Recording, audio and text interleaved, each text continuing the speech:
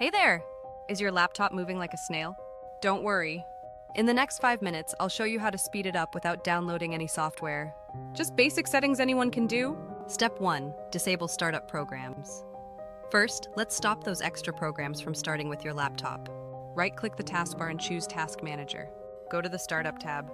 Disable anything you don't use every time you start your computer. Like Spotify, Chrome? You can open them later manually. Disable them here.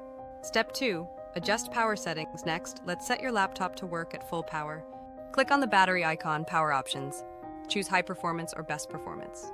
This gives more power to your system for better speed. Step 3. Turn off visual effects. Fancy animations slow things down. Search for Adjust the appearance and performance of Windows. Select Adjust for Best Performance, then click OK. Boom! Less pretty, but much faster. Step 4. Clean temporary files. Temporary files build up like dust. Let's clean them. Press Windows plus R, type temp, hit enter. Select all files and delete. Repeat with %temp% and prefetch. Step 5. Restart and feel the speed. Now just restart your laptop. You'll notice it's much quicker, all without extra apps. That's it. 5 easy steps, no downloads, and your laptop should feel faster already.